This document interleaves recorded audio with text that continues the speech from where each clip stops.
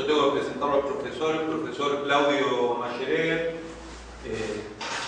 profesor de Filosofía y Teología, está en proceso de jubilarse y fue profesor del Seminario Mayor San José, del Instituto Terrero, de nuestro tan amado Instituto de Teología Monseñor Plaza, que ya no existe más, y hoy nos va a hablar sobre un tema que yo creo muy importante, que es el tema de cómo la ideología iluminista ha subvertido, se ha apropiado y luego ha subvertido el concepto de patria. Concepto de patria que invadió al mundo, como la ideología iluminista, y en el cual todos nos hemos criado, pero que tiene un origen bastante espurio. Y sobre eso habla un profesor francés, Jean de Viguerie, como van a ver, que analiza la cuestión en Francia. Y bueno, no hablo más, los dejo con el profesor Claudio Mallerer. Muchas gracias, Juan. Muchas gracias, profesor. Bueno, hacemos una oración. En el nombre del Padre, y del Hijo, y del Espíritu Santo. Amén. Ven, Espíritu Santo, llena los corazones de tus fieles y enciende en ellos el fuego de tu amor. Envía, Señor, tu Espíritu y todas las cosas serán creadas. Y renovarás la faz de la tierra. Oh Dios, que has instruido los corazones de tus fieles con la luz del Espíritu Santo, danos el gustar lo recto según el mismo Espíritu y gozar siempre de sus consuelos. Por Jesucristo nuestro Señor. Amén. Santa María, Madre de Dios, sede de la sabiduría, Señora del Rosario, Ruega por nosotros. San José, Ruega por nosotros. en el nombre del Padre, y del Hijo, y del Espíritu Santo. Amén.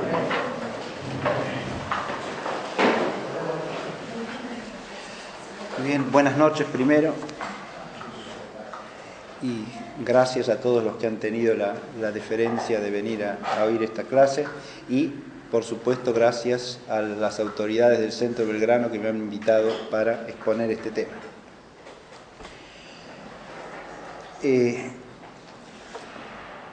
Lo que voy a tratar de hacer es, en primer lugar, exponer el contenido fundamental del libro de Jean de Viguerie, que se llama Las dos patrias. Es este libro que tengo aquí. La primera edición del libro es del año 1998 y la segunda edición, que es esta, del año 2003. El título es Las dos patrias y el subtítulo Ensayo histórico sobre la idea de patria en Francia. Y la clase pretende tener tres partes fundamentales. Primero voy a exponer el contenido fundamental del libro. Luego voy a hacer algunas reflexiones de carácter crítico y proyectivo sobre el libro. Y por último, una reflexión final acerca de cómo la problemática que el libro aborda también nos incumbe a nosotros, a pesar de que el libro habla de Francia. Es un ensayo histórico, como dice bien el subtítulo, sobre la idea de patria en Francia.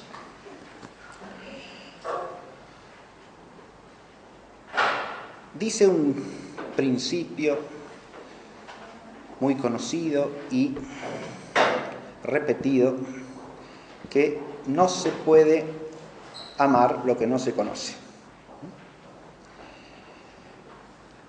El principio, mejor expresado, significa que no puede haber un acto ilícito de voluntad si no hay previamente un acto ilícito de la inteligencia.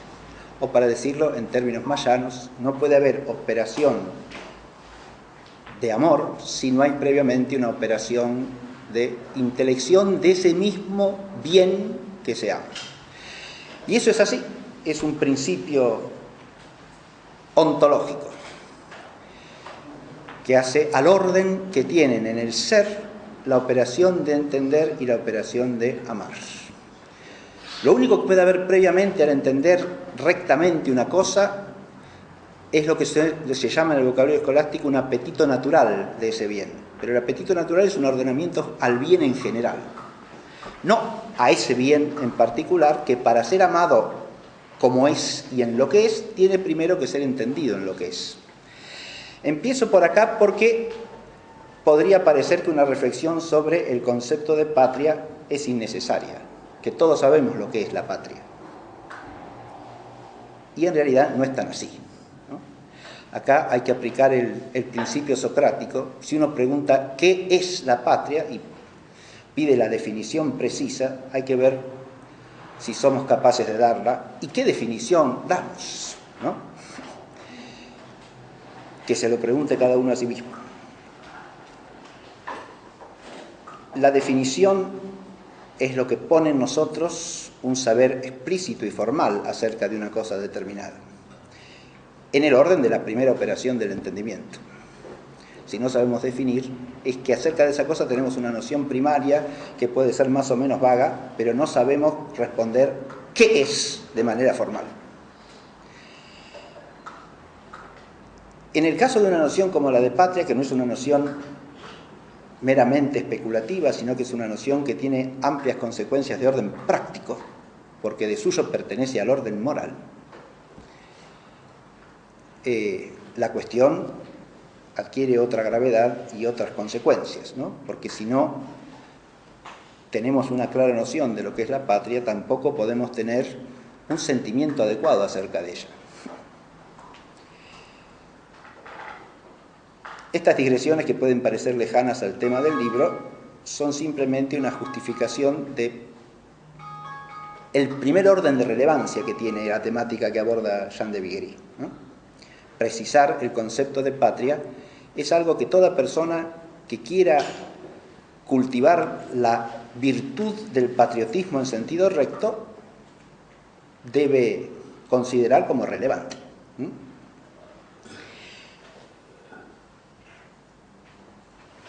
Pero además hay una relevancia de orden histórico.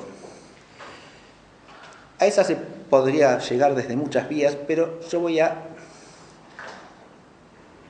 mencionar algo que me sucedió a mí, simplemente, y una experiencia de lectura que me sorprendió enormemente, porque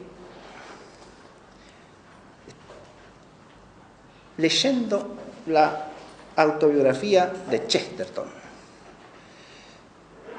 y llegando al capítulo en que se ocupa de la época de la Primera Guerra Mundial, me encontré con algunas consideraciones sorprendentes, para mí por lo menos. Porque en ese texto, Chesterton, al abrir ciertos juicios sobre la Primera Guerra Mundial, dice, no son las palabras exactas, pero el contenido es este que voy a decir, que hay que agradecer a Dios que la Gran Bretaña haya obtenido la victoria en esa guerra, porque en eso se jugaba la causa de la civilización universal. O sea, en la mente de Chesterton, la victoria o la participación en el bando victorioso de la Gran Bretaña implicaba el triunfo de la causa de la civilización contra la barbarie. Esto podría no sorprender en un inglés nacionalista, defensor de la identidad inglesa como la suma de la civilización. Basta pensar en Spencer, por ejemplo, ¿no? Heriberto Spencer, el padre del evolucionismo dentro de la tradición del pensamiento inmanentista, el término evolucionismo lo acuña Spencer, no Darwin, ¿sí? Y el concepto general de evolución también. Spencer sostiene literalmente esto, al hablar de la evolución universal que va desde la materia y la energía hasta las sociedades humanas más complejas, en un solo proceso continuo. Es un materialista Spencer, ¿no? Sostiene que la sociedad británica de la era victoriana es la cima de la civilización humana, está claro, ¿no? Que Spencer diga eso no es sorprendente. En cambio, que lo diga Chesterton, sí. Que Chesterton, que es un inglés convertido al catolicismo, piense en Inglaterra como la abanderada de la civilización universal, resulta, desde nuestra perspectiva, por lo menos, al menos chocante, ¿no? Uno se pregunta cómo llega a eso, ¿no? Y si uno lee el texto, lo que hay detrás de eso es un espíritu patriótico y una convicción de que su patria es la abanderada de la civilización, así sin más.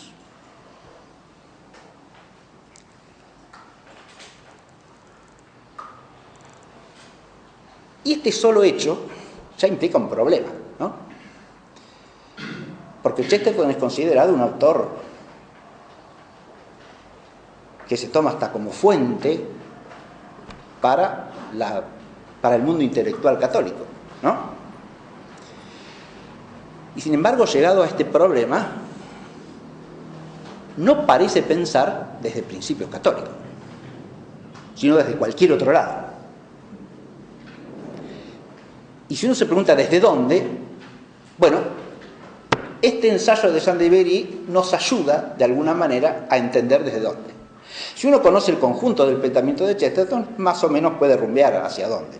Porque si bien Chesterton es un hombre convertido al catolicismo, su concepción de la historia tiene huellas de su mentalidad original de cuño iluminista, progresista e incluso socialista. Basta recordar sus juicios acerca de lo que significa históricamente la Revolución Francesa. Bien, en eso no voy a entrar ahora, pero cualquiera que conozca cómo concibe Chesterton la Revolución Francesa se da cuenta de lo que digo.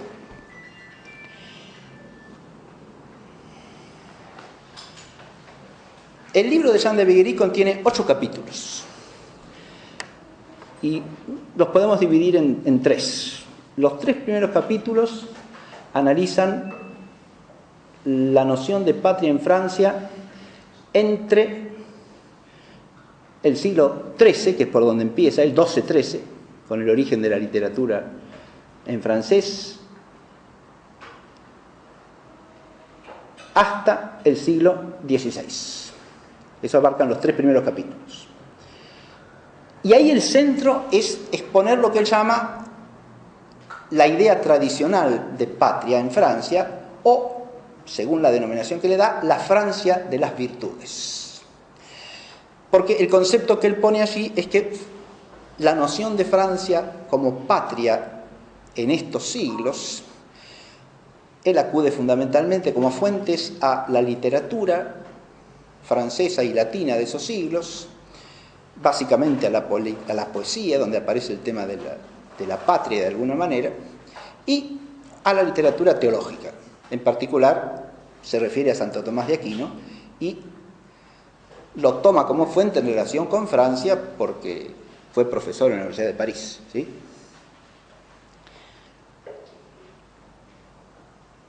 Cita algún otro teólogo parisino también, como Enrique de Gante, cuya noción de patria no es exactamente igual a la de Santo Tomás de Aquino. Pero entre Santo Tomás y la antigua poesía francesa, empezando por la chanson de Roland y siguiendo por poetas posteriores, hasta llegar a poetas del siglo XV y XVI,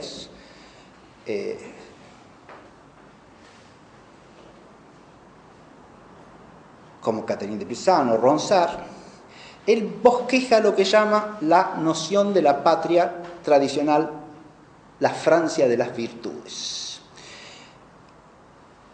¿Cuáles son los rasgos fundamentales de ese concepto? Primero, que la patria es una entidad moral, primero que nada.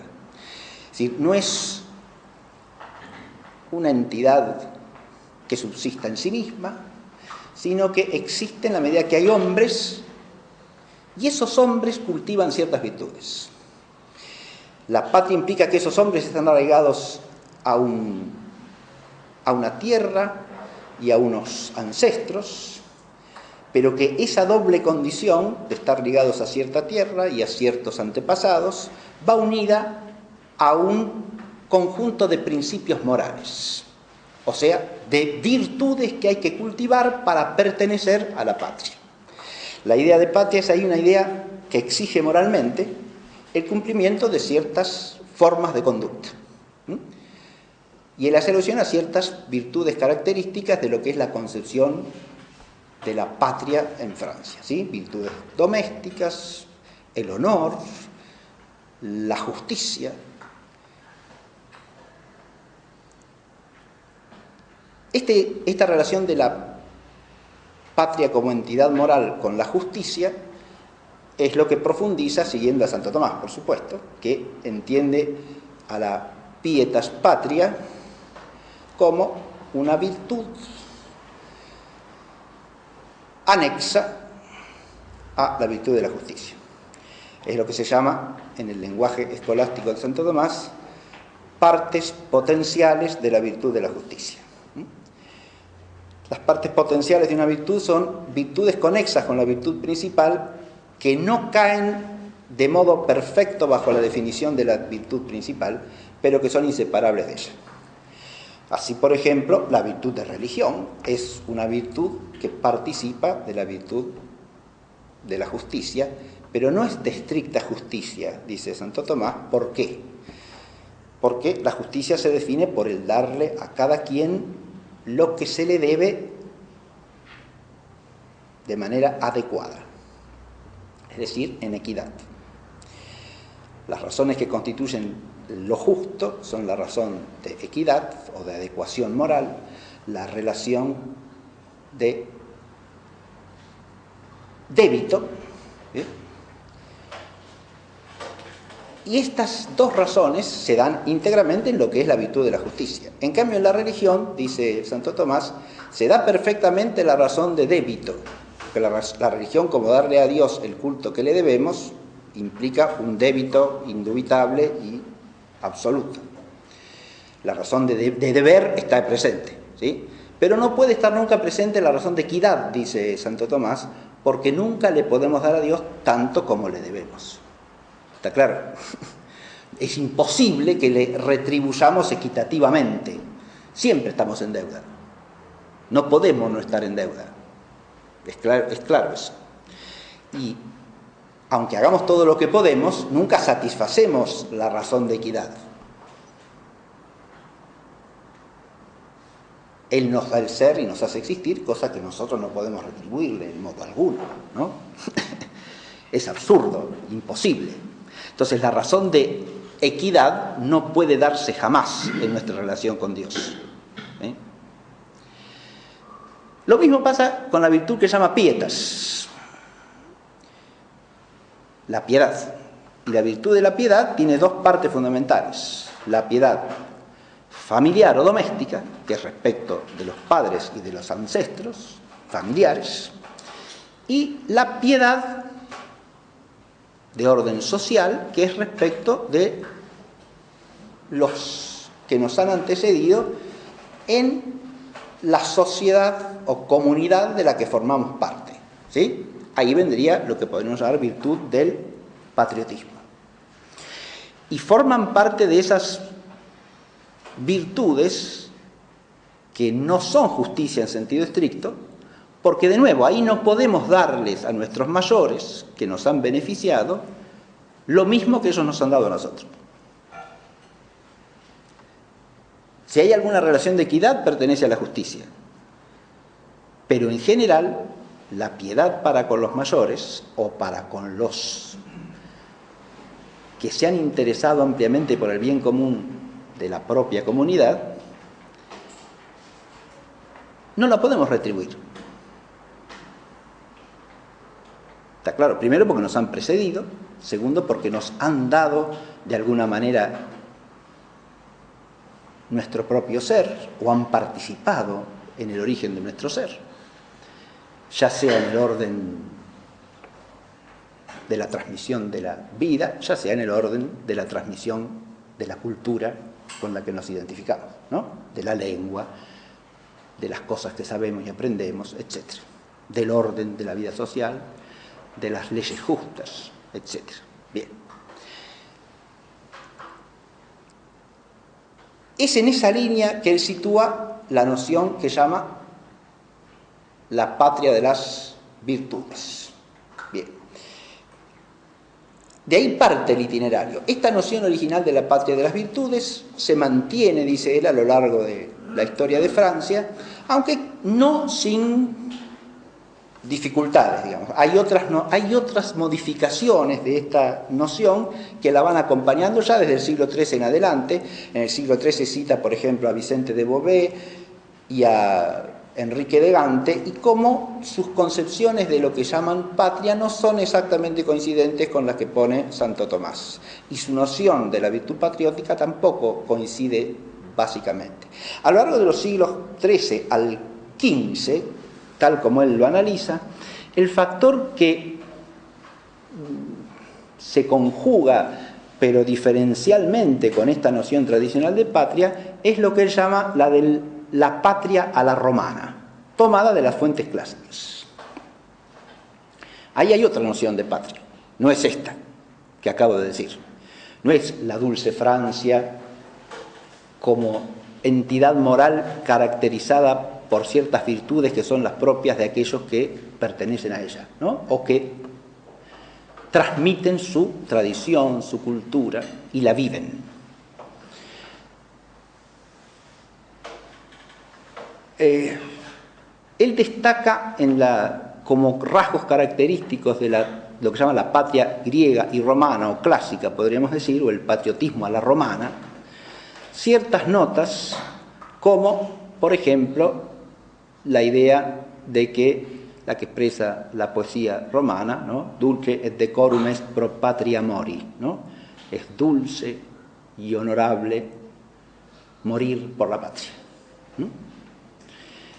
Dice bien de Viguerie que eso es algo que, por ejemplo, Santo Tomás nunca cita ni suscribiría.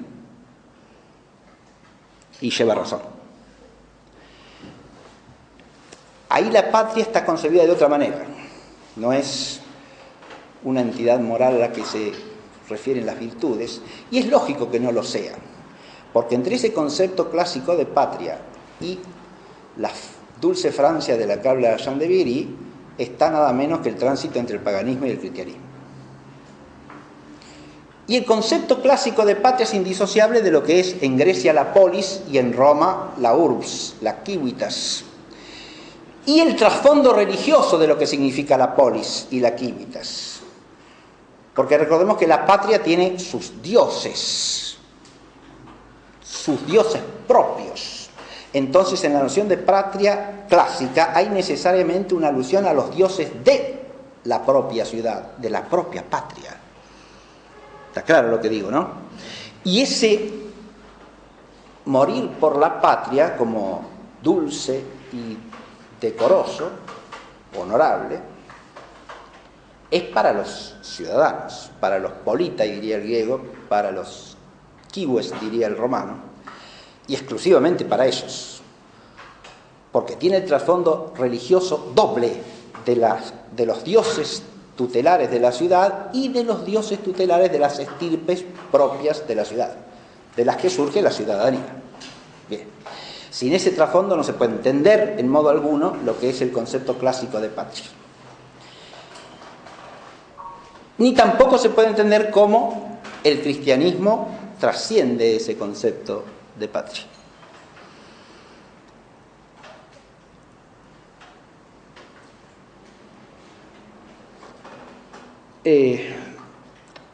Jean de Viguerie menciona al pasar, pero no se detiene suficientemente, en un tema que es fundamental para situar un concepto como el que él quiere llamar tradicional de patria en Francia, o cualquier concepto de patria dentro de la tradición cristiana. No solo no hace hincapié en que esa noción tradicional de patria es una noción de una patria cristiana, sino que tampoco hace hincapié en el hecho siguiente: en la literatura cristiana de los primeros siglos, y lo mismo sigue pasando en Santo Tomás, la palabra patria en su significación primera no alude a lo que nosotros llamamos patria.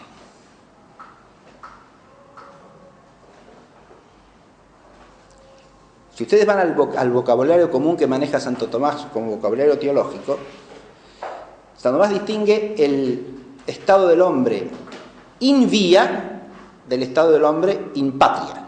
¿Qué quiere decir in vía? Y es el estado propio de los viadores, es decir, de los que vivimos en el tiempo. ¿Y qué quiere decir in patria? Es el estado de los que han llegado a la casa del Padre, es decir, de los que han llegado a la patria celestial, diríamos nosotros. Nosotros le agregamos el adjetivo celestial. El lenguaje que se usa hasta el siglo XIII incluido, y en la tradición cristiana firmemente en siglos posteriores también, no agrega nada. La patria es sin más el cielo. Está claro lo que digo, ¿no? Y en la mente cristiana es así originalmente. Patria remite a padre, ¿no? Y padre para un cristiano es básicamente ¿quién? El Padre nuestro que está en los cielos. Y la patria es la casa del Padre. Mientras estamos en el tiempo de este mundo, no hemos llegado a la patria. Estamos en camino de la patria, pero no hemos llegado a la patria. Uno dice esto y ¿de qué está hablando? Estoy hablando de lo que hay que hablar. Si uno quiere entender cristianamente la noción de patria, tiene que empezar por ahí. Y si patria sin más para un cristiano pasa a significar la patria temporal, hay un problema. Porque se ha olvidado de la patria principal. Después, por analogía, podrá usarse el término para referirse a la patria temporal, que nos ha tocado a cada uno. Sí, señor. Y habrá que ver qué significa eso. Pero nunca considerándola como la patria sin más o la patria por antonomasia. ¿Está claro lo que digo? Si patria por antonomasia y sin más ha pasado a significar la patria temporal, repito, ya estamos en un problema y ya se da el fenómeno que va a tratar de describir en lo que sigue del libro Jean de Viguerie.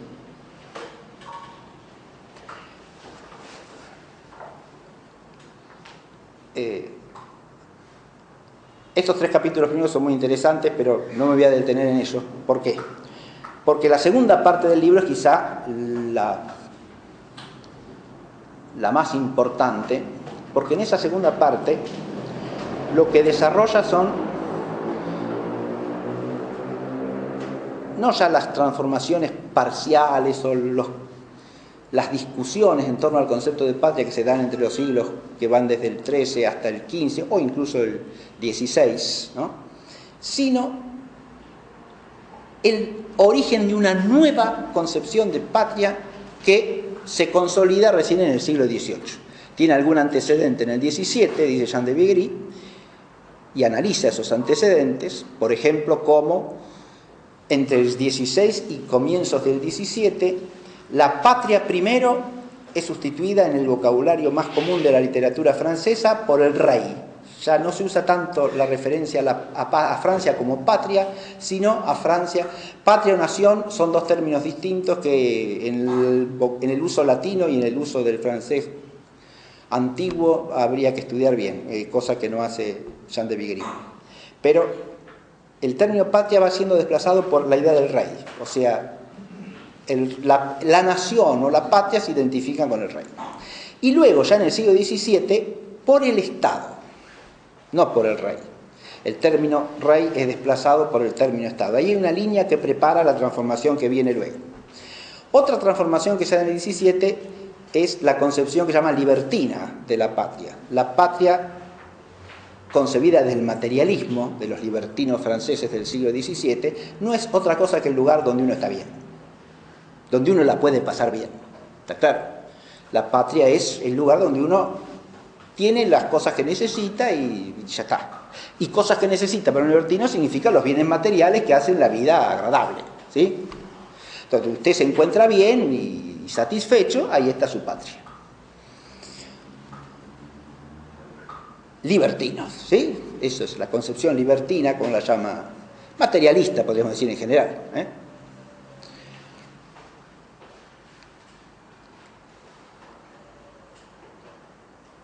Y por último, en el siglo XVII también menciona otra línea predecesora de esa noción nueva de patria que irrumpe en el XVIII, que es la patria cosmopolita, ¿sí? En relación con la patria que es el Estado, y entendida también con fuertes connotaciones a la romana, ¿sí?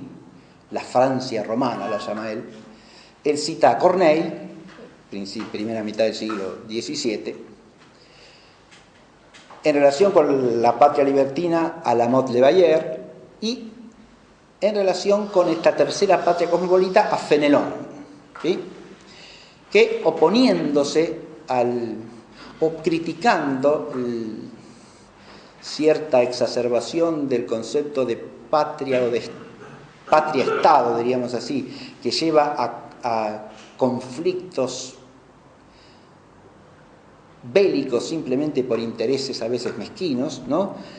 Él da en enfatizar la idea de que la pertenencia a la humanidad es más importante que la pertenencia a una patria particular, ¿sí?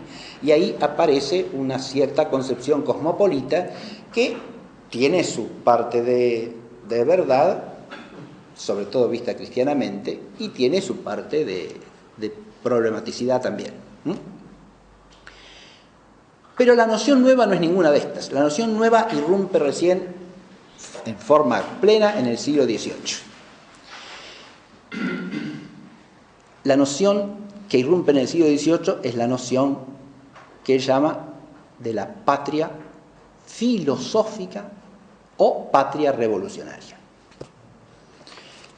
Filosófico ahí entiéndase en el sentido en que usan la palabra los iluministas, o sea, los ilustrados. Filosófico está dicho ahí según la mente volteriana.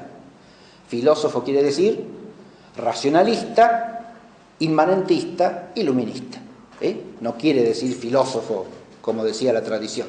Bien. Pero él llama la patria de los filósofos, que es el uso de la lengua francesa, común del siglo XVIII. Les philosophes, ¿quiénes son? Son los iluministas, ¿sí? Si uno se traga esa tergiversación terminológica, ¿no? Ya entra en un pozo de sombra, que lo mismo puede pasar luego con la palabra patria. ¿Está claro? Si uno admite que esos son los filósofos, ya la filosofía queda no solo menoscabada, queda radicalmente tergiversada, porque ya no solo no significa lo que ha significado siempre, sino que pasa a significar lo contradictorio de lo que significó siempre. Y cuando estos filósofos hablan de la patria, hay que ver qué significan con patria, ¿sí? Bien. En el desarrollo de esa noción iluminista, que él llama la patria filosófica, que tiene su consumación luego en la patria revolucionaria, ¿está claro? O sea, de la Revolución Francesa del 1789 en adelante. En esa concepción de la patria hay algunas personalidades fundamentales que la desarrollan, por supuesto. En primer lugar, están los que contribuyen a forjar lo que sería el punto de partida de esa noción, al que de Viguerie llama la patria universal a la romana. Toma del cosmopolitismo de Fenelón la idea de que la patria es universal, ¿no? La patria ya no es... ¿Qué? Bueno, ¿qué es tradicionalmente la patria? Es una cuestión que habría que debatir largamente. Si es un reino... Los reinos no se entienden como patrias, aclaro, ¿eh? Un reino cristiano del siglo 8, 9, 10, 12, 13, 15... Nadie llama eso patria, ¿eh? Y nación tampoco. Él toca el problema de que si los autores, esos literatos primeros que hablan de la dulce Francia, con Francia se refieren, dice, a la isla de Francia o a lo que nosotros llamamos Francia hoy día. No sabemos bien, dice. Bueno, pero es importante saberlo bien. Porque, de hecho, cuando esos autores dicen Francia, ¿de qué hablan?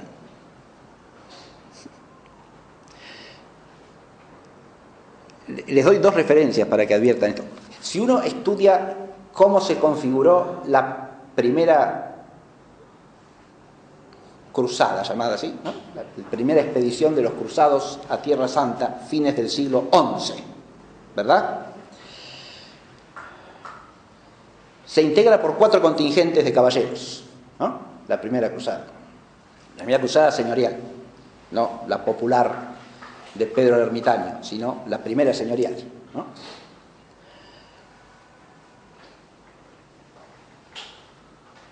La que llega a Jerusalén en el año 1099, ¿no? De esta estoy hablando. Se configura por 4 contingentes. ¿Cómo se llaman los contingentes? El de los caballeros loreneses, con Godofredo de Bouillon a la cabeza.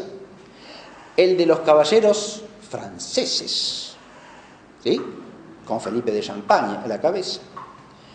Y el contingente de los caballeros tolosanos, ¿está claro? Y los tolosanos no son franceses. Para el lenguaje del siglo XI, no. Pero no son súbditos del rey de Francia, sí señor, pero son tolosanos. ¿Está claro lo que digo? Su nación es el toulousain. Incluso no hablan la misma lengua. ¿Está claro lo que digo? Porque todo el sur de Francia hablaba distintas formas de lo que se llama languedociano. No hablaba la langue dual, o sea, el francés, sino que hablaba o provenzal o el languedociano tolosano, etc. ¿Está claro?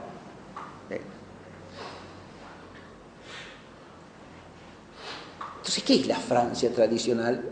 Hay que pensar eso. Como patria es una cosa, como reino es otra, como nación es otra. En la Universidad de París en el siglo XIII los estudiantes se agrupaban por naciones, ¿sí? Ahí es más complicado el asunto, porque lo que se llama aquí caballeros franceses implica una amplia región que está centrada en la isla de Francia. Pero las naciones de la Universidad de París eran la nación picarda, la nación de la Champaña, la nación bretona, la nación gascona, etcétera, etcétera, etcétera. ¿Sí? Bien. El conocimiento de la historia en este terreno es importantísimo porque nos muestra cómo las palabras pueden adecuarse a la realidad o no. Y si uno las transpone acríticamente de un periodo histórico a otro, puede hacer un zafarrancho fácilmente, ¿eh? ¿Está claro? Así como si uno pasa con la palabra nación de hoy al siglo XIII o al siglo XV en Europa, hace un zafarrancho, cuando pasa con la palabra patria, otro tanto, ¿eh? ¿Está claro? Por eso es importante estudiar desde dónde viene el uso que nosotros manejamos habitualmente, porque a veces tenemos por tradicional una cosa que nació ayer o anteayer. ¿Está claro? Y que no nació de la tradición, sino de la ruptura con la tradición, como es el caso del concepto iluminista de patria. Y les pongo un detalle en esto. A nosotros nos parece que la patria es indisociable de la bandera, del himno, del territorio nacional. Y es así históricamente. Cualquiera que conozca la historia mínimamente sabe que no, ¿eh? Porque las naciones, ¿desde cuándo tienen banderas e himnos? Pues, no antes del siglo XVIII. Jamás. Nunca. ¿Está claro? No antes. Himnos decimos, ojo con eso también, ¿no? Porque en la tradición cristiana y en la tradición griega de la que se toma la palabra, porque hymnein es un verbo griego, el hymnei no es cualquier canto, es el canto consagrado a la divinidad. O solamente los cantos sacros son hymnein. Está claro lo que digo, ¿no? Ningún otro canto es el hymnein. Solamente el que está dedicado a Dios. Y la tradición cristiana, cuando toma la palabra y habla de himnos, ¿qué son los himnos? Y los que se cantan en la liturgia para cantar la gloria de Dios. ¿Está claro? Hay himnos en laudes, en vísperas, en completa, pero el himno es un cántico que se dedica a Dios, ¿no? Cuando hablamos de un himno nacional o de un himno patriótico, ¿no implica eso una divinización de algo que no es Dios? Por lo menos hay que preguntárselo, ¿eh? Y no es una cosa de testigo de Jehová eso, ¿eh? Hago la aclaración porque más de uno estará pensando. No. Es una cuestión que hay que plantearse cristianamente, con seriedad. Una cosa es que hace una canción patriótica, ¿sí?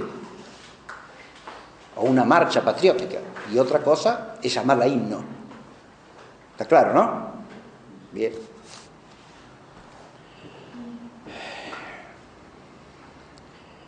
Esa noción iluminista de patria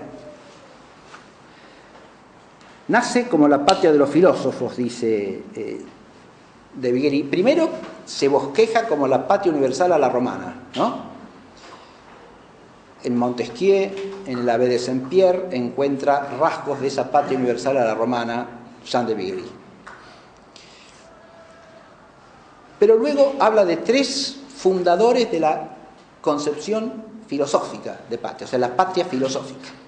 La patria filosófica, traduzcamos, la patria iluminista o ilustrada, si prefieren ustedes. La patria de los filósofos al modo iluminista. Y los tres autores que escriben sobre este tema y que él analiza son D'Aguesseau, Montesquieu y el abate Coyer. Y cada uno de ellos va dándole una modulación propia a esta patria filosófica. Aquí voy a leer algún textito breve, ¿no? Para que vean cómo está escrito el libro, porque el libro está constantemente apoyado en citas de los autores que analiza, ¿eh? Es un libro hecho con mucha seriedad y con amplia documentación.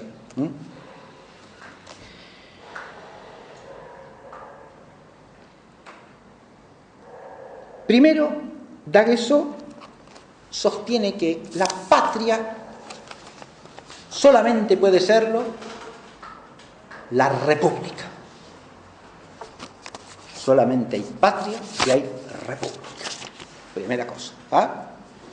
Eso también nos puede sonar a nosotros bastante, ¿no? Si hay patria, si hay república.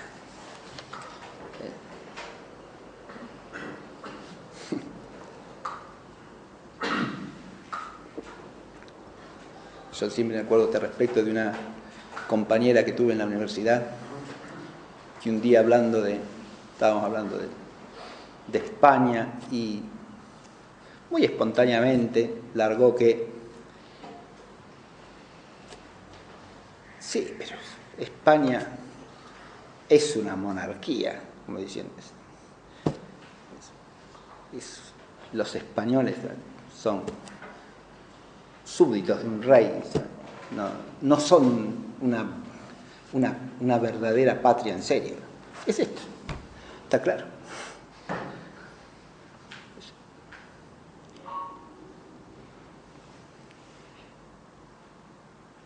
¿Qué quede hoy día de España como patria? Es otro problema.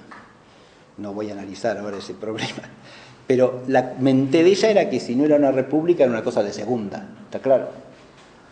Ese orgullo republicano que identifica la existencia de la patria con la existencia de cierto régimen, porque fuera de la república no hay ciudadanos y sin ciudadanos no hay patria. Primera nota de la patria iluminista. El énfasis en la ciudadanía también viene de la tradición clásica. pero tergiversada y malentendida. Eso sería para discutirlo también ampliamente y no lo voy a hacer ahora, ¿no? Por supuesto, porque voy a tratar de resumir brevemente este libro. El amor de la patria entonces es inseparable de la república. Amar a la patria es amar a la república. Si la patria es el régimen republicano, ¿no? Y no puede haber patria sin régimen republicano porque solo en la república todos son iguales, dice D'Aguesseau, ¿sí? Amar a la patria es amar a la república. ¿Está claro esto, no? Bien.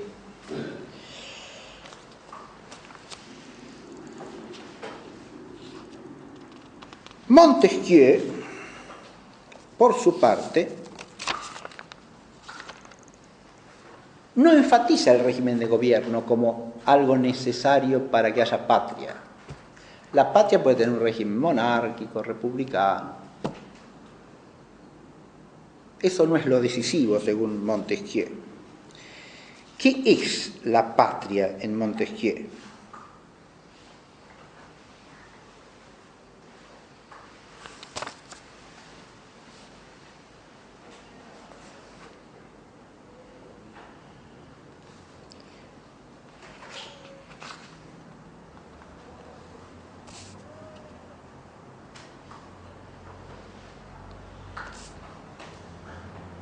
El amor de la patria, dice nuestro autor, es el amor de la igualdad. El amor de la patria es el amor de la igualdad. Y este amor de la igualdad no es una virtud moral ni una virtud cristiana, sino una virtud política. Esto puede existir aunque haya un rey, dice, al modo inglés, ¿sí? Cosa que a él le causa admiración, o sea, la Inglaterra de la Revolución de 1688, ¿sí? En adelante. La Gran Bretaña revolucionada según la doctrina iluminista, en la que hay un rey que no reina, y por lo tanto el principio de la igualdad está salvado.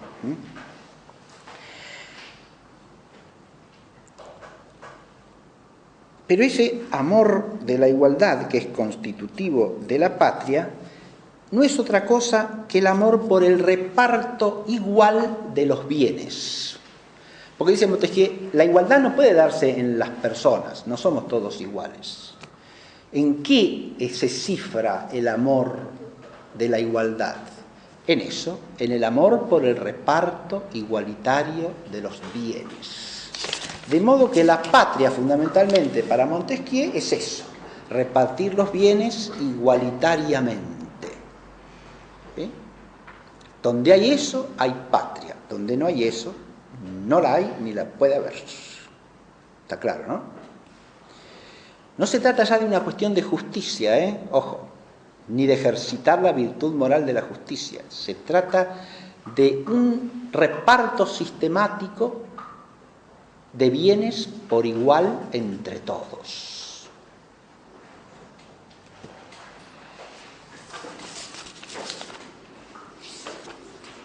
Por último, Quaye, que sería el tercer fundador, según de Viguerie, de esta noción filosófica de patria, va a hacer hincapié en otra cosa, que según de Viguerie termina de configurar los elementos básicos de la noción de patria, de los ilustrados. ¿En qué hace hincapié Quaye? En los derechos del género humano. Hay patria donde hay amor de los derechos del género humano. Y amor a la patria es eso. Acá tenemos ya el vínculo entre esta noción y los derechos del hombre y del ciudadano. ¿Está claro? En mi opinión, la exposición que hace de Viguerie, que es muy sólida, muy buena, no hace suficiente hincapié en lo siguiente. Cuando todos estos autores hablan, al tiempo que enuncian estas definiciones, dan por sentado o exponen como algo obvio que nada de eso de lo que ellos están hablando y definen existe. ¿Está claro lo que digo? Si seguimos a D'Aguesseau en que la patria es la república, ¿sí?, porque es el conjunto de los ciudadanos todos iguales entre sí, Francia en ese momento era una monarquía, no era una república. Por lo tanto, no existía la patria. ¿Está claro? Si vamos a Montesquieu y el reparto igualitario de los bienes materiales, que a eso se refiere principalmente, una noción profundamente materialista, economicista, la de Montesquieu, pero profundamente iluminista en ese aspecto,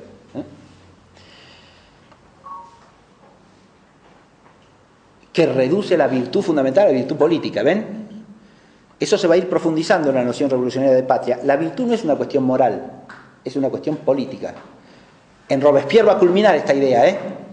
La virtud no es una cuestión de orden moral, es una cuestión política. Cuando hablamos de virtud moral en Robespierre, Robespierre sostiene que la virtud moral es fundamental para la República, pero virtud moral es idéntica a virtud política, es sostener los principios del régimen republicano, de la igualdad, de la libertad y la fraternidad republicanas. ¿Está claro? Eso es la virtud moral.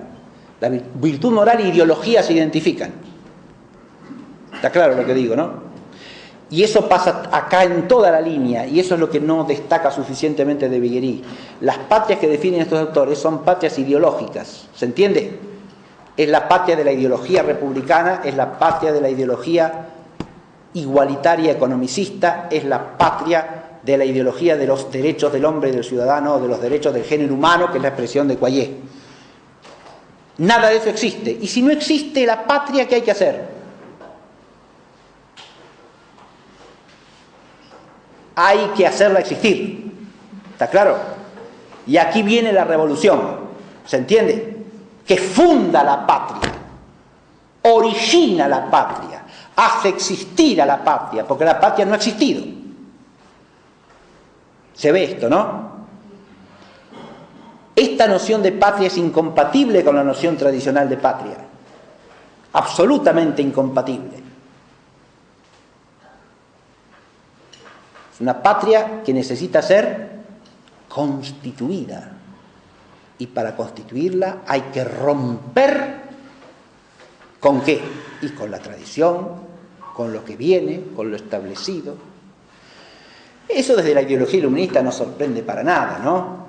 La ideología de los librepensadores ingleses, que son la matriz de la Revolución Inglesa de 1688, es la de la ruptura ¿con qué? ¿Libres de qué hay que hacerse? Libres de todo dogma, libres de toda autoridad, libres de toda tradición y libres de todo prejuicio. ¿Está claro? Y entonces somos libres. Y ahí empieza la patria. Ahí empieza a existir.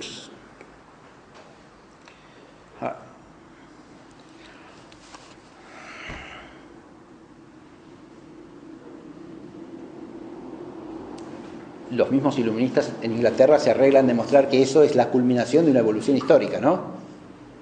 Ahí viene el progresismo. Entonces, no es que Inglaterra dejó de existir, que es la realidad. Como dice, a mí me tocó hablar también en otro año, hace unos cuantos años, hablé aquí, en este mismo ámbito, no en este lugar físico, en el mismo ámbito del centro Belgrano, hablé de Cobbett y las 5 revoluciones, ¿no? Y Cobbett, hablando de esas 5 revoluciones, dice que esas revoluciones que empiezan con la anglicanización de Inglaterra, ¿no?, que esas revoluciones le han robado a su patria. Esa expresión viene a cuento precisamente de esto, ¿no? En cuanto en Francia empieza a desaparecer la Francia esa de las virtudes, o mejor dicho, la noción cristiana de la patria francesa, la Francia que es una patria cristiana deja de existir, obviamente. ¿Está claro? O sigue existiendo de otra manera, parcialmente, y en conflicto con esta patria nueva que surge. Que eso es lo que pasa en la revolución, ¿o no?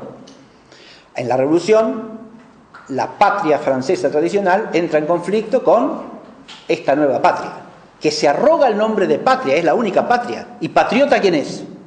El revolucionario. ¿Está claro? Esto exactamente se da también entre nosotros, lo digo desde ya.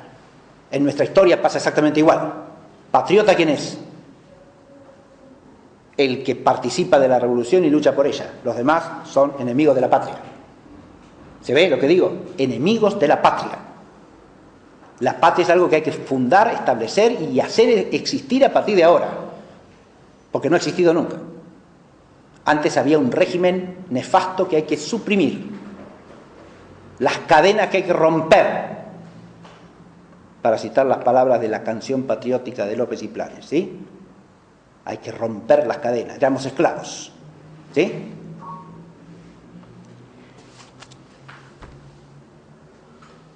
No había patria. No había patria iluminista, eso es lo que quieren decir. ¿Está claro? No había la patria iluminista. No había patria, claro que había patria. ¿Se entiende? Es muy frecuente cuando uno está hablando de estas cosas, dice, bueno, nosotros tenemos metido desde la escuela primaria, ¿no? La patria nació en mayo de 1810. Y los tipos que vivían ahí antes de mayo de 1810 no tenían patria. ¿Qué eran esa gente? En mayo de 1810 nacieron de los repollos. Crearon una lengua nueva que no existía nunca. Imagínense que eso es un disparate de tomo y lomo, ¿no? Si uno se pone a pensar un ratito nomás. Pero si uno entiende lo que quieren decir desde esta perspectiva, es obvio lo que dicen. No había patria, no había patria revolucionaria. Pongámoslo así y está claro lo que dicen. ¿Se entiende? Ahí vemos cómo el análisis de De Viguerie, que está hecho para Francia, ilumina muchas cosas. ¿Se advierte? Porque lo que están diciendo, los que dicen nació la patria revolucionaria. Ah, sí, estamos de acuerdo. Ahora, si usted tiene otro concepto de patria, la patria no nació ahí, mijo. ¿Se entiende? Si la patria implica una tradición cultural, una lengua, una religión, no nació ahí de ninguna manera, para nada de nada. Si la patria implica pertenecer a una tradición, que en nuestro caso es la tradición hispano-católica, ¿no? Ah, bueno, eso es otra cosa. Eso no nació en mayo de 1810, de ninguna manera, La patria ilustrada, eso puede ser. Habrá que estudiarlo. ¿Y cómo? ¿Sí? En un proceso que empieza ahí. Y que no empieza ahí tampoco, porque tiene antecedentes clarísimos. ¿Se ve? Las cosas no nacen de un día para el otro,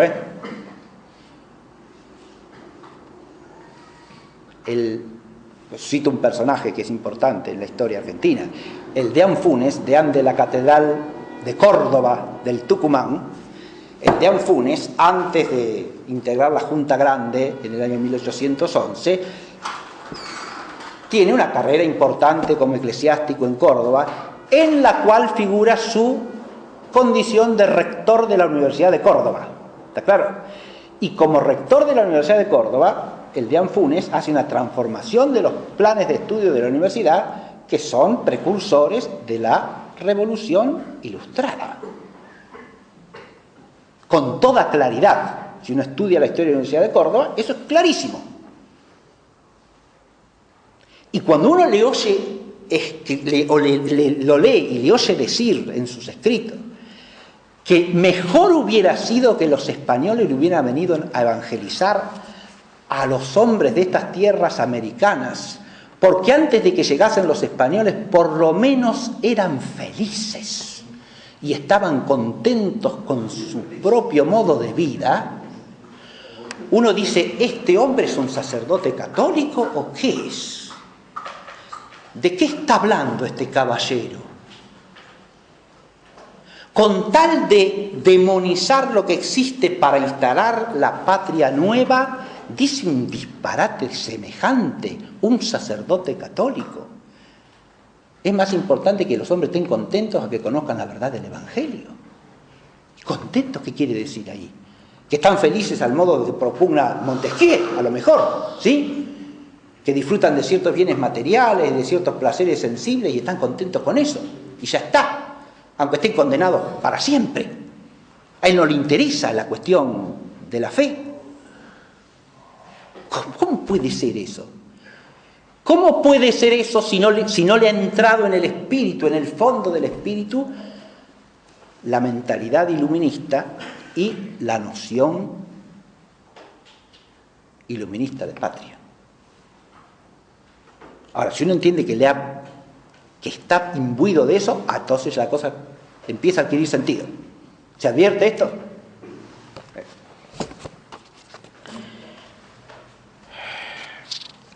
Bueno, vamos a avanzar un poco porque si no... La transformación, entonces, Montesquieu, Quaye, luego vienen Voltaire y Jacour, que cada uno de los dos... Esto lo llaman los vulgarizadores de la noción filosófica de patria de Viguerie. A Voltaire y a Jacour, cada uno aporta lo suyo en esa noción de patria.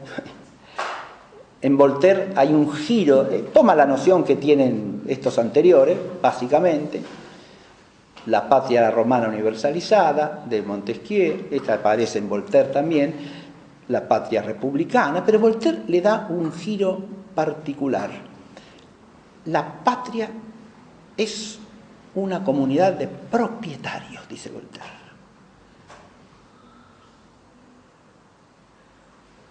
¿Qué es esto? Los ciudadanos de la patria son los que poseen bienes. ¿Y la patria qué es? Es el régimen que garantiza la posesión de los bienes y su disfrute pacífico. Donde hay propietarios y hay un régimen que les garantiza el pacífico uso de sus bienes, hay patria. ¿Está claro? Hay patria.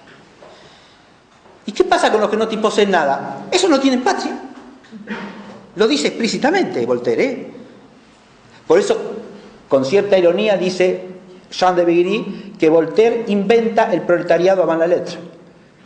Claro. Sí, los que no poseen no tienen patria. Esos son apátridas. Claro, acá estamos a años luz. Hay un abismo entre esta concepción de la patria y la patria entendida cristianamente, por supuesto. La patria entendida humanamente dista años luz de esto, porque esto es inhumano. ¿Se entiende lo que digo? Mucho menos la patria entendida cristianamente. Anota bien de Viguerie, al exponer a estos autores, que ha desaparecido acá la noción auténtica de bien común. Porque el materialismo generalizado de los inmanentistas iluministas hace desaparecer la noción de bien común. El bien material no puede ser sino de cada quien, ¿eh? El bien común material se dice secundum quid, escolásticamente hablando. No se dice simpliciter. Porque el bien común es aquello que perfecciona al hombre como hombre. Por lo tanto, nunca es el bien material, que es un mero medio para que el hombre viva. Bien o mal. Pero el bien común es lo que le hace vivir bien. Lo que lo perfecciona humanamente. Es el conocimiento de la verdad, es la práctica y ejercicio de la virtud moral, y es la participación de la verdadera religión. Eso es el bien común, entendido cristianamente. Y sin eso no hay bien común, ¿eh? Porque el bien común es común porque perfecciona a los hombres como hombres y porque lo puede adquirir todo hombre. Más aún, todo hombre está llamado a adquirirlo para ser auténticamente un hombre como Dios manda. ¿Está claro? Para eso no necesita ser propietario, ¿eh? ¡Ja! No, señor. Eso lo dice el cristianismo desde los orígenes, ¿sí? Puede ser esclavo y ser santo. Claro que sí. No necesita ser propietario para participar del bien común supremo, que es el bien común de orden sobrenatural. ¿Está claro eso o no? Si de ahí saltamos a Voltaire, es un salto mortal, ¿no? La noción voltairiana en el fondo es la del egoísmo materialista, ¿sí? Que por eso está profundamente conectada con la noción marxista y revolucionaria socialista de patria. Porque ahí no hay más bien que el bien económico, y no puede haberlo. Porque si usted tiene una concepción materialista del hombre, ¿qué otro bien hay? Y el bien económico, que es el único fundamental. Y todo lo demás son consecuencias de él. ¿Está claro? Pero el economicismo fisiocrático del siglo XVIII piensa exactamente igual, ¿eh? Y el economicismo liberal inglés de fines del XVIII y principios del XIX piensa exactamente igual. Porque ¿en qué se basa la felicidad de las naciones? En la prosperidad material. ¿Está claro? Abunden los bienes materiales y todos somos felices. Ya está.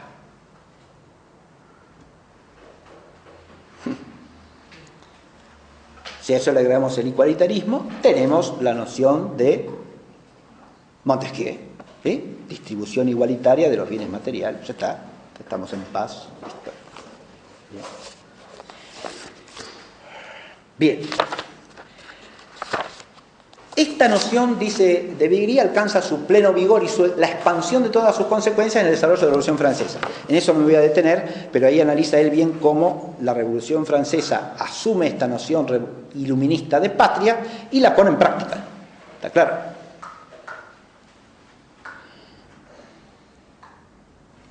Primero como la patria de los derechos del hombre y del ciudadano, ¿no? Hay muchas otras cosas que habría que agregar ahí, porque la patria de la revolución, además de la patria de los derechos del hombre, es también la patria en la cual el Estado asume todas las funciones de la vida social. No solo crea al hombre nuevo, porque garantiza y establece y garantiza los derechos del hombre y del ciudadano. ¿Está claro? O sea, hace existir al hombre nuevo que nunca ha existido, al ciudadano de la patria auténtica. Sino que se ocupa de la religión también, ¿o no? Constitución civil del clero. ¿Está claro? La religión tiene que estar sometida al Estado.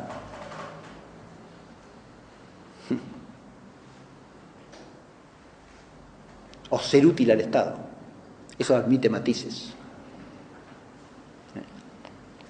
O ser provechosa al desarrollo del Estado. Listo, ya está. En eso se agota su función social y pública y jurídica, por lo menos. El Estado se ocupa de la virtud moral también y de la enseñanza, y por supuesto también, de todo.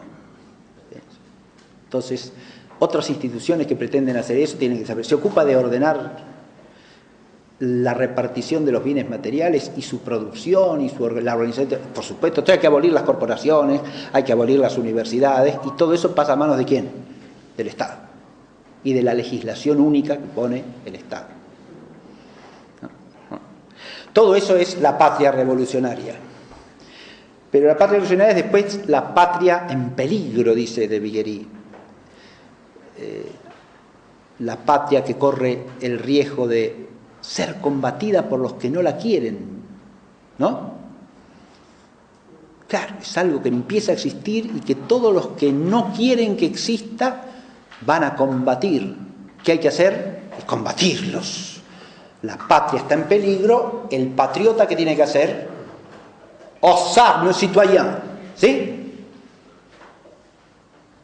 Combatir y morir por la patria.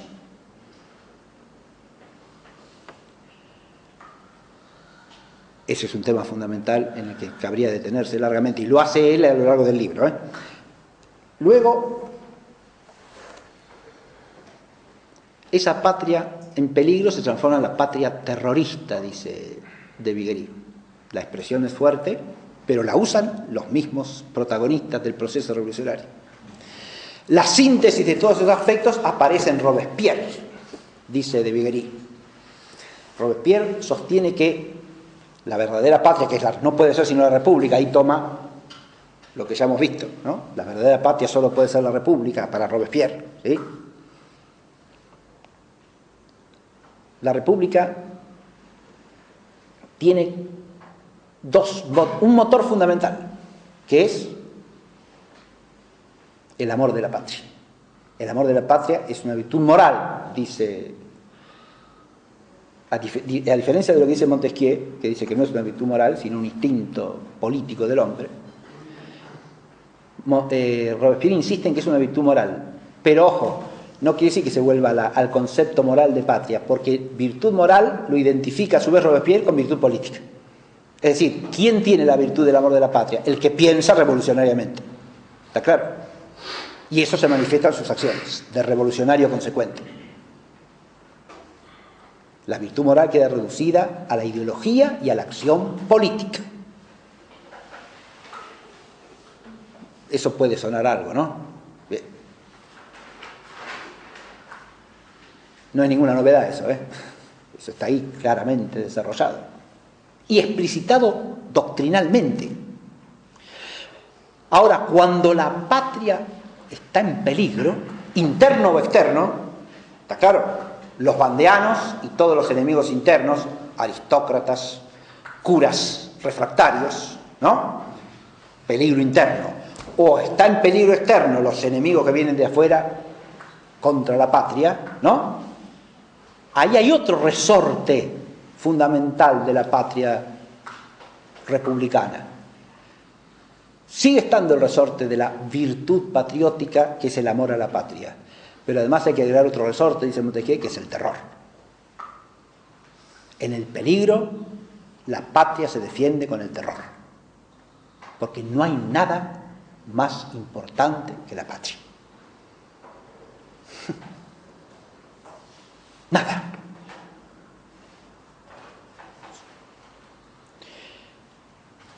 Esta patria hay que amarla por encima de todo. Miren, si uno lo piensa esto desde un punto de vista teológico, es claro el problema acá, ¿no? Porque lo que enseña la Escritura es que hay que amar a Dios por encima de todo, ¿no? Entonces, ¿la patria revolucionaria ocupa el lugar de Dios? Se pregunta uno. Claramente, sí, sin duda alguna. Y por eso hay que estar siempre dispuesto a morir por la patria. ¿Quiénes? Los encargados de la defensa de la patria. Es una función que siempre ha existido. Claro, no. Todos los ciudadanos. Todos. Ahí viene otra noción de la patria revolucionaria, ¿eh? El ciudadano es el soldado. Es el guerrero. Son dos funciones inseparables entre sí. Todo ciudadano es un combatiente y todo combatiente es un ciudadano.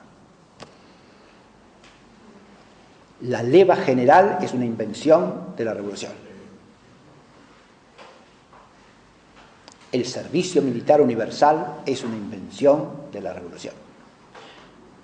Nos puede parecer una cosa tradicional, pero escúcheme, no existe antes de la Revolución Francesa. ¿Está claro? Es una invención revolucionaria.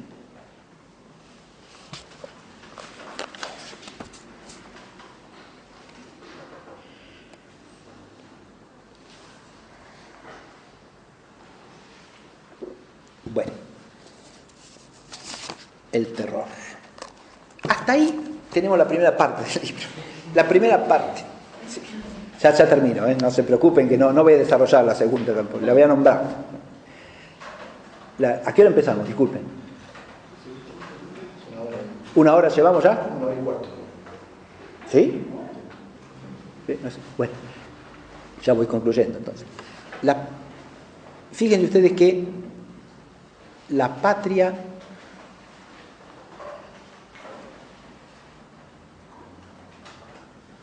hasta aquí ha surgido un nuevo concepto de patria, esa concepción revolucionaria de patria, iluminista, filosófica la llama con el lenguaje de los ilustrados franceses de Viguerie, que rompe con la noción de la patria de las virtudes, completamente, y se opone radicalmente a ella. Pero, dice de Viguerie, hasta aquí no hay confusión entre las dos nociones de patria.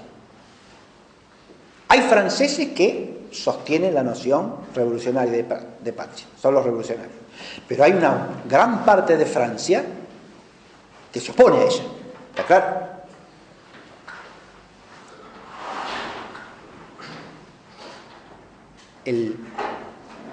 La Iglesia católica en Francia se opone a eso con la casi unanimidad de sus obispos, De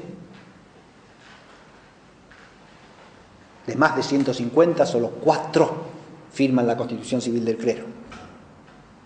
¿Sí? La aristocracia auténtica, lo mismo, se opone. Gran parte del pueblo se opone, también. La resistencia bandiana es el episodio más heroico de esa oposición, pero no es el único. Y hay que ver por qué allí se manifestó lo que quedó latente en otras porciones de Francia. Pero hasta aquí la aparición de dos Francias contradictorias entre sí, ¿no? ¿Está claro? Ahora, el episodio que sigue en el libro, que abarca los 3 capítulos que siguen, hasta acá están los 3 primeros capítulos.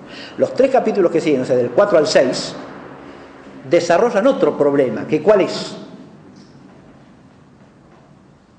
La aparición y el desarrollo de la patria mixta, que nace, dice Jean de Beguery, cuando Napoleón bautiza Francia a la patria revolucionaria. O sea, la patria revolucionaria es la Francia de siempre. Y eso nace con el régimen napoleónico, que culmina la revolución, ciertamente. Bien. A partir de ahí surge el proceso que llama él la patria mixta. La patria mixta. En esa patria mixta empiezan a confundirse las cosas. ¿Por qué? Porque parece que si uno es francés, no puede menos que ser patriota, y patriota significa al modo de la revolución, es decir, al modo napoleónico. ¿Se entiende? Además, los grandes sucesos militares de Napoleón le van a dar a ese patriotismo revolucionario una aura de triunfo y de gloria humana, ¿no?, que viene a aureolear a la patria revolucionaria de grandeza, de magnificencia, de éxito, de un vigor irresistible que se impone sobre todo el resto de la Europa, ¿no? Y entonces, al viento de esta grandeza, muchos entran en la concepción de la patria revolucionaria, aunque no sean revolucionarios. Pero además esa patria parece que pone orden. Después de los conflictos civiles permanentes de que hay la revolución, ahora viene quien pone el orden, ¿no? Y esa apariencia augustea de Napoleón, en que orden es un orden exterior, obviamente, y nada más. Porque ese orden, ¿para qué sirve? Para consolidar la revolución en Francia, ¿sí? Baste pensar en el Código Civil napoleónico. ¿Está claro? Pero ahí surge la idea de una patria mixta. Y un problema nuevo, porque a partir de ahí parece que si uno es francés tiene que ser revolucionario. O mejor dicho, se identifica sin más la Francia de siempre con esta Francia nueva que es la Francia de la patria revolucionaria. Y ahí se arma el problema. Ahí empieza un problema que tiene un desarrollo a lo largo de todo el siglo XIX. El primer capítulo de este tramo se llama De Napoleón I a Gambetta. Nada menos. O sea, va desde el régimen napoleónico hasta el origen de la Tercera República. O sea, el final del Napoleón III y el origen de la Primera República. De la Tercera República, perdón. ¿Está claro? La segunda, recordemos, es la de 1848, ¿no? La breve república de la Revolución de 1848. Bien. A la que sucede el Segundo Imperio, o sea, Napoleón III. En este desarrollo también considera algunos autores, en mi opinión, no hace suficiente hincapié en 3 fenómenos históricos que permiten de alguna manera entender cómo y por qué se va forjando el concepto de la patria mixta. Un primer fenómeno importantísimo está ampliamente estudiado y los remito al magnífico libro que ustedes seguramente conocen del padre Julio Mainviel, que se llama De Lamennais a Maritain. Es el fenómeno del liberalismo católico, fenómeno propio de la Francia del siglo XIX, pero que no es más que un desarrollo de algo que empezó en el siglo XVIII, Atención. entre los autores que dan origen al concepto revolucionario de patria aparecieron, entre los pocos nombres que yo les mencioné, 2 sacerdotes católicos, el abbé de Saint-Pierre y el abbé Coyer. ¿Está claro?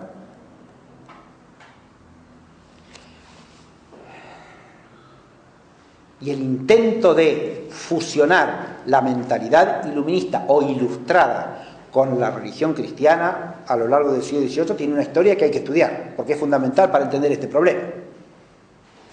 Sin esa primera mixtura, que es lo que llama el ilustre fraile español Francisco Alvarado, el filósofo rancio, el eclecticismo, ¿sí?, en sentido vicioso de eclecticismo, el pretender ser al mismo tiempo católico e ilustrado, ¿sí?, juntar las dos cositas, ¿sí?, eso es un fenómeno ampliamente extendido ya en la segunda mitad del siglo XVIII, y tiene antecedentes en la primera.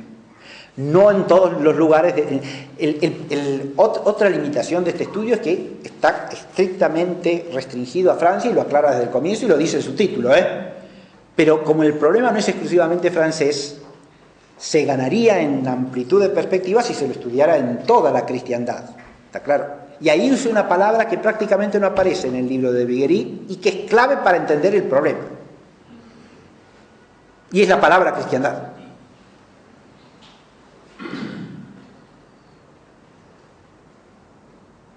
La patria por excelencia para un cristiano, dije, es la patria celestial.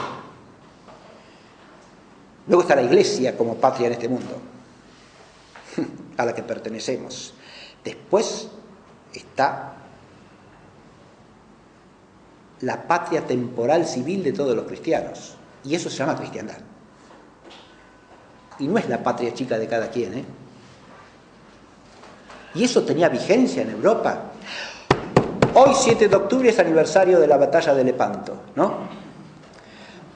Cuando Felipe II le escribe a Juan de Austria para felicitarlo por su papel protagónico en la victoria de Lepanto contra los otomanos, contra el turco, con todos los males que significaba el turco, con su agresividad constante para la cristiandad, le dice: te felicito por tu gran desempeño y por la parte que te toca en esta victoria que es para honra y bien de la cristiandad. No dice en ningún momento para honra y bien de España, dice para honra y bien de la cristiandad. Se ve esto, ¿no? Esa es una temática que ni menciona Jean de Viguerie, pero que es fundamental en este tema, Porque la patria chica de cada cristiano es chica, aunque sea su nación, es chica.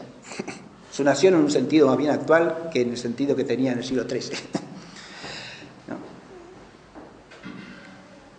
Es chica, pero es chica con respecto a ¿qué? Con respecto a la cristiandad, ¿claro? Que es el bien común de toda la res pública cristiana, es decir, de todas las sociedades temporalmente ordenadas según la fe cristiana. Ahí surgen muchos deberes propios de la patria cristiana, en el orden temporal, está claro. Que en cuanto no son cumplidos, o sea, cuanto se rompe el sentido de cristiandad, también originan deterioro del sentido auténtico de patria, ¿sí? Eso afecta precisamente al caso de Francia y también otros casos posteriormente, ojo. Pero en el caso de Francia, ya que hice alusión a Lepanto, recordemos que ahí hay una alianza sistemática de Francia con los turcos, que después a la que después se añadirá una alianza de Francia con los protestantes, por ejemplo, en la guerra de los 30 años, ¿sí? Y antes también. Pero ¿eso deteriora el concepto de patria o no? Independientemente de toda ideología, porque ahí es lo que podríamos llamar el patriotismo como egoísmo. Fíjense que el patriotismo tiene algo que es relativo a cada quien, ¿no? Y así como hay un egoísmo personal, puede haber un egoísmo comunitario, ¿sí? Y la virtud patriótica puede degenerar, es una de sus deformaciones posibles, en un egoísmo patrio, en un patriotismo deformado, en el cual el bien propio viene entre comillas, el propio desarrollo, la propia expansión, la propia gloria, el propio honor, está por encima de cualquier otra cosa, inclusive del bien común de la cristiandad. ¿Se advierte? Ahí hay una deformación moral de la patria moral, que es la patria auténtica. No se deforma solo ideológicamente, eso también es importante entenderlo. Como toda virtud moral, se puede deformar ya en el plano moral. ¿Se ve? Ese es un tema que no está suficientemente desarrollado en este libro, y que le daría un elemento importantísimo para situar todo este problema del concepto de patria en Francia. Pero yo dije, para entender el desarrollo del siglo XIX, el primer fenómeno que no menciona y que es importantísimo es el liberalismo católico. Pero otro fenómeno que no menciona, y ese es mucho menos estudiado, es el desarrollo de lo que podemos llamar el tradicionalismo historicista católico, como aparece ya en Joseph de Maistre. ¿A qué me refiero con esto? A una concepción en la cual se exalta la noción de la contrarrevolución, ¿sí? Es lo que se llama el pensamiento contrarrevolucionario. Pero la contrarrevolución es hacer una revolución contraria a la revolución. Pero es hacer la revolución. Y por lo tanto implica la aceptación de las categorías fundamentales de la revolución. Si uno va a de Maistre, ¿cómo concibe de Maistre el antiguo régimen? ¿Como era históricamente? No, señor. Lo concibe como un absolutismo tiránico al modo del Estado revolucionario, pero que busca otros bienes. ¿Cómo concibe la autoridad papal? ¿Como era históricamente y como debe ser? No, sino como una tiranía absolutista al modo de la autoridad revolucionaria, al modo del poder revolucionario. ¿Está claro? Pero de signo contrario. Ya hemos caído en otra trampa ahí. ¿Se entiende lo que digo? El liberalismo católico lleva una trampa, y es aceptar el régimen de las libertades humanas para encajar dentro de él a la Iglesia. ¿Sí? La Iglesia va a estar bien y cómoda si aceptamos la patria revolucionaria, siempre y cuando la patria revolucionaria nos dé el lugar que nos corresponde. ¿Qué es el lugar que nos corresponde? Y que nos dé nuestra porción de la libertad que pregona para todo el mundo. Esa es la forma mental del liberalismo católico. Pero la forma mental del tradicionalismo contrarrevolucionario es: hay que hacer la revolución de signo contrario a la revolución ya hecha.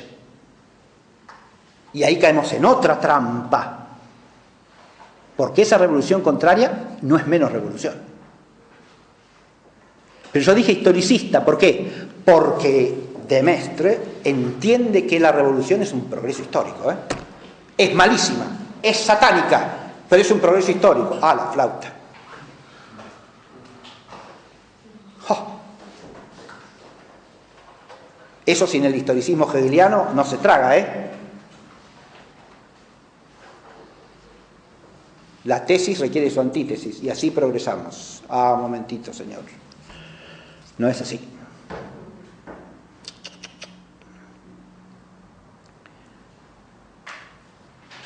Ese es otro problema que hay que proyectar, porque esa mentalidad también contribuye a la patria mixta,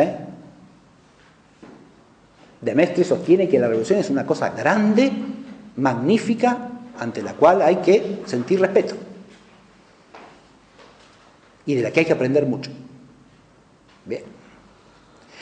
El otro tema que no menciona para nada de Viry es que la patria mixta se hace posible no solo por la acción de Napoleón y por la personalidad de Napoleón, que es uno de los pilares de la patria mixta, ¿está claro? Que es el que él desarrolla, sino también por la actitud de la Iglesia en relación con Napoleón.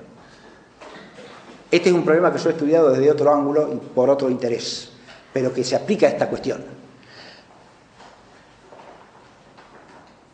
Yo dije, durante la Revolución Francesa, antes de Napoleón, hay una confrontación, pero parte pilar de esa confrontación es la actitud del Papa Pío VI, que se opone tajantemente al proceso revolucionario y condena los errores de la revolución. ¿Está claro? Y emite una bula condenatoria de los errores inaceptables de la revolución por ser incompatible con la fe católica. Eso le va a costar la vida en realidad, porque el general Bonaparte en su campaña Italia va a conquistar los estados pontificios, se lo va a llevar preso y se lo lleva de viaje hasta la Provenza, donde se muere el papa que tenía más de 80 años. Pero a ese modelo de Pío VI le sigue Pío VII, y el modelo de Pío VII es completamente distinto. Es el modelo del concordato con el régimen revolucionario. Pío VII pacta con el régimen revolucionario.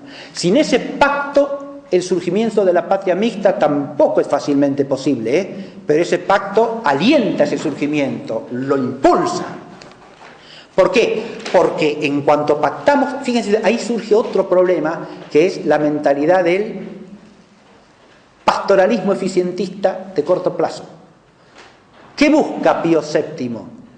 Paz para la Iglesia a cambio de, en Francia, reconocimiento de la Iglesia Católica en Francia, a cambio de que, y de reconocer a la autoridad revolucionaria y el régimen de la autoridad revolucionaria. No solo eso, pero ahí viene un problema enorme para la historia, que tiene consecuencias gravísimas hasta el día de hoy. Cuando pacta el concordato con Napoleón, Pío VII, entre otras cosas, ¿qué concede? Que todos los obispos de Francia deben renunciar para que se constituya un episcopado nuevo. ¿Quiénes son todos los obispos de Francia? Unos son los obispos juramentados, obispos ilegítimos, cismáticos y heréticos nombrados por el régimen de la Revolución. ¿Está claro? ¿Y los otros quiénes son?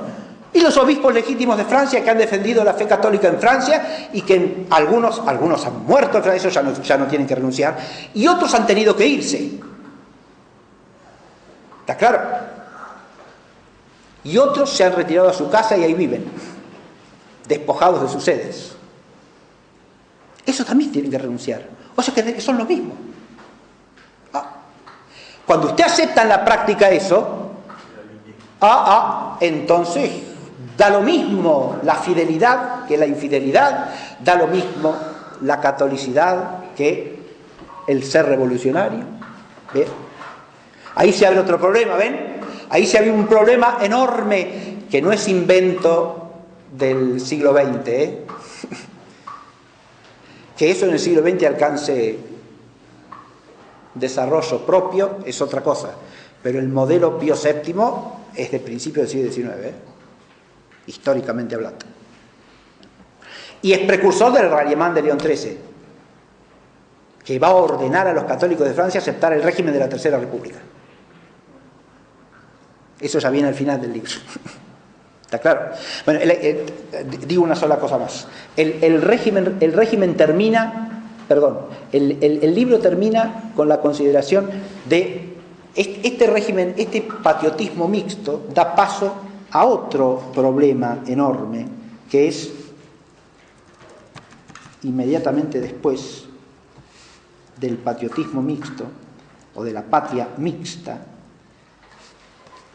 Es un tema que ya surge hacia fines del siglo XIX, después de la instalación de la Tercera República, aparece el nacionalismo, el patriotismo republicano, propio de los fundadores de la Tercera República, ¿no? El patriotismo nacionalista francés, de Roulard, y después la Acción Francesa, con Marat, y después el patriotismo católico de ese periodo. Él analiza los tres fenómenos muy detenidamente y con mucho conocimiento de las fuentes, ¿sí? Voy a referirme solamente a una cosita que cita de Viguerie, y es un texto de Péguy. Charles Péguy, poeta católico francés, lo conocen todos. Y Charles Péguy, en un texto que cita de Viguerie, dice lo siguiente: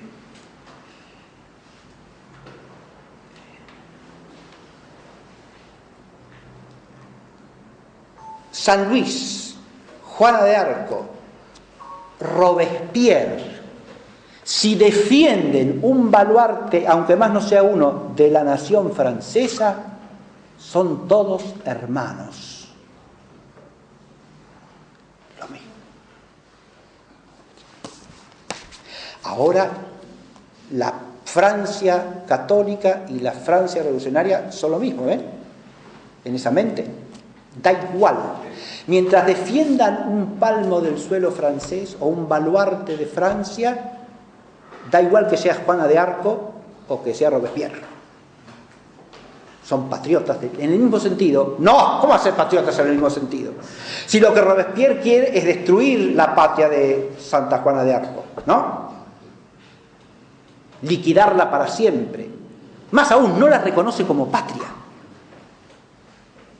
Porque no es república, no es la patria de los derechos del hombre y del ciudadano, no es el igualitarismo, nada de eso. Chapegui, ¿eh? Acá de nuevo tenemos que pasmarnos como con el caso de Chesterton que dije al comienzo.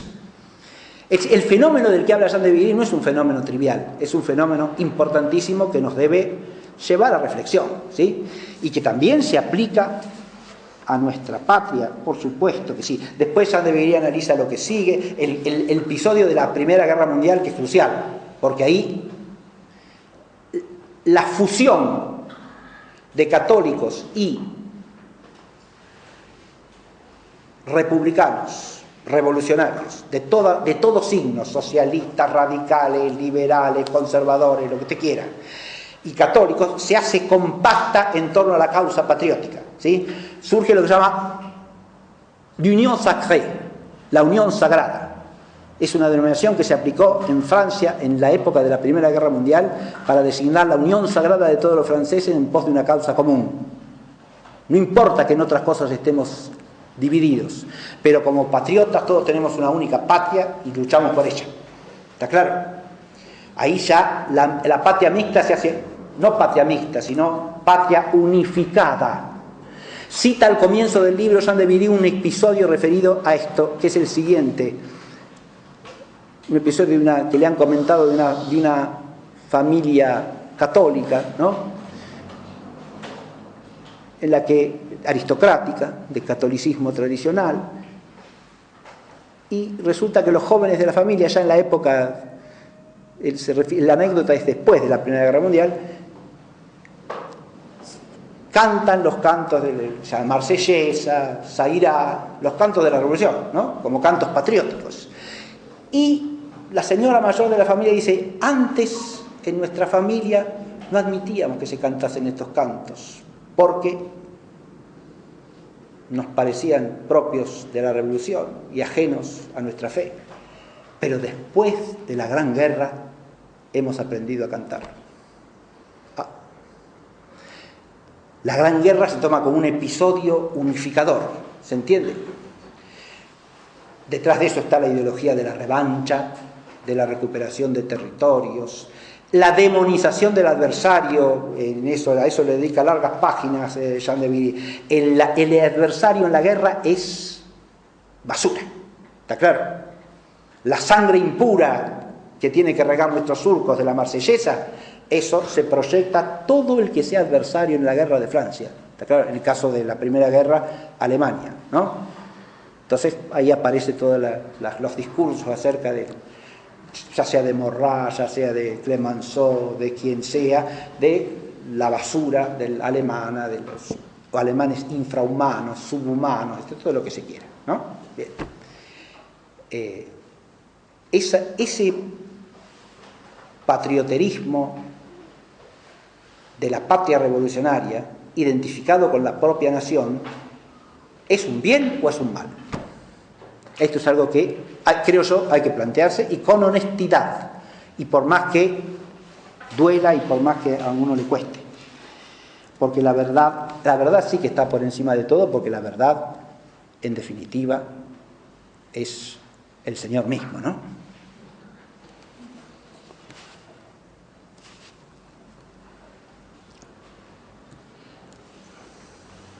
No quiero terminar la clase sin mencionar sin volver a nuestra patria, ¿no? Y mencionar otros textos. Ya he hecho alguna referencia a la canción patriótica de López y Planes, pero la canción patriótica es algo que todos conocen, aunque yo los invito a estudiarla mejor, ¿no? Fíjense que están todos los tópicos de la revolución ahí, todos los tópicos de la patria revolucionaria. Acabo de hablar de la demonstración del adversario. Lean la canción patriótica, ¿no? Y el adversario ahí son los hermanos, ojo, que hablan la misma lengua, que tienen la misma fe, ni siquiera son extranjeros, Por eso surge también, en relación con esa denominación del adversario, el desprecio de su historia, que es la historia propia, como dije en el Jan Funes, ¿no? El desprecio de su historia, el desprecio de su identidad, y entonces tenemos un problema enorme ahí, ¿no? Terrible. La patria es la patria de la revolución, ¿sí?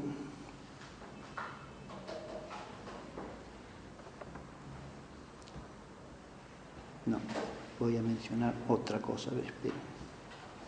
Acá. Ya con esto termino. Digo nada más, en ese texto están los tópicos. Acá leo otro texto en que aparecen claramente esos tópicos. Esto es una proclama del general San Martín en Chile el 13 de noviembre de 1818. Y dice así: la guerra siguió incendiando este inocente país, pero a pesar de las combinaciones todas del despotismo, el evangelio de los derechos del hombre se propagaba en medio de las contradicciones.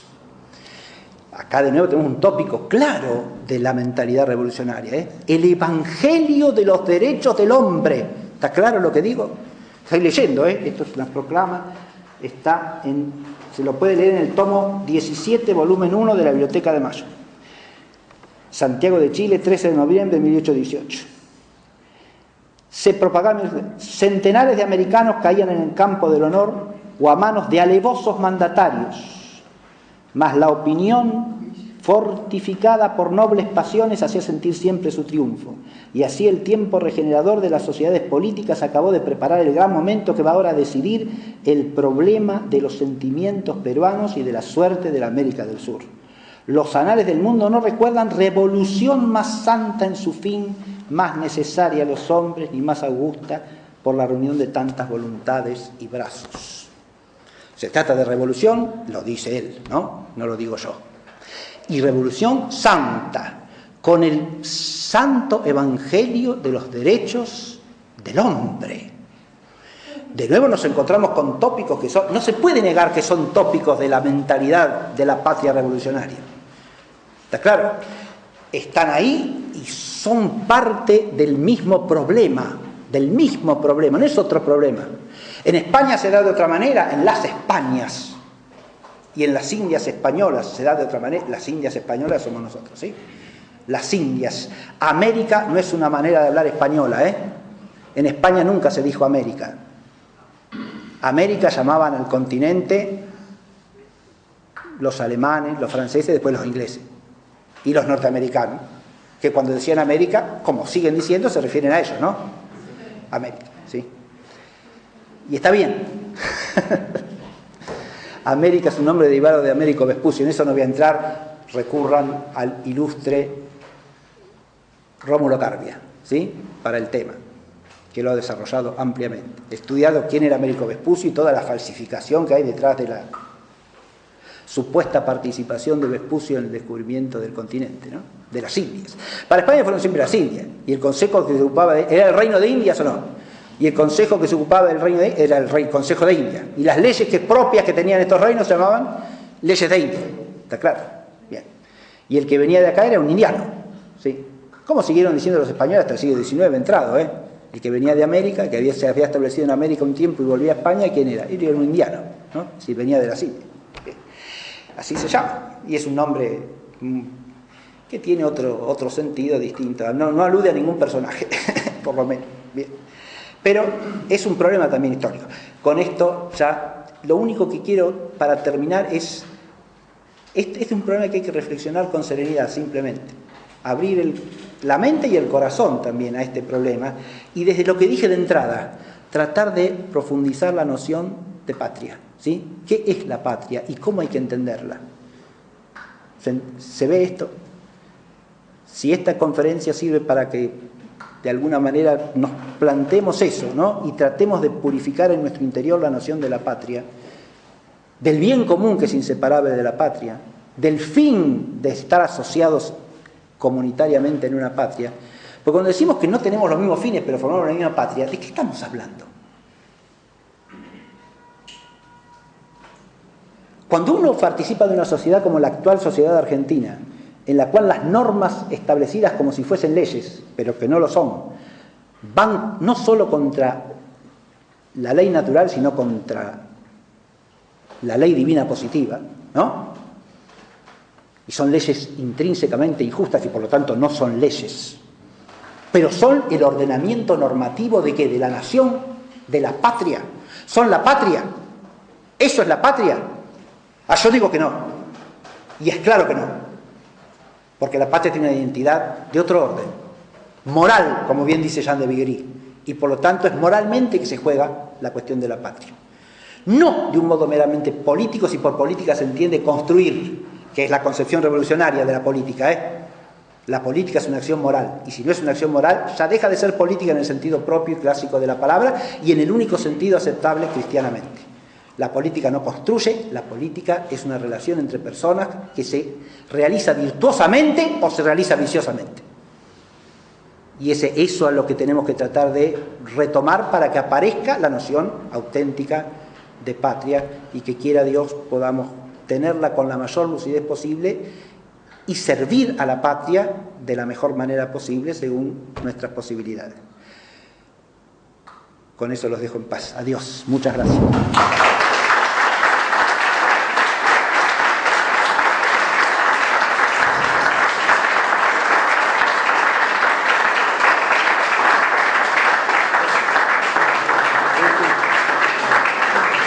¿Cómo no? ¿Cómo no? Sí, sí. Si quieren, hoy. Voy apagando esto, pero sí, sí, cómo no. Sí, yo no sé si estamos en... Ahí está. Vamos a dejar acá. Sí. Estamos.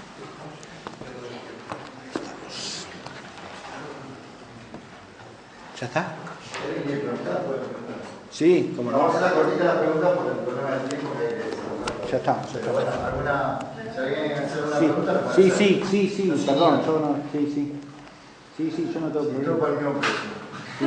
Bueno, sí, está hablando todo de Cristo, ¿no? O sea, construir la patria, está hablando todo de Cristo, sería el concepto que tenemos que llevar.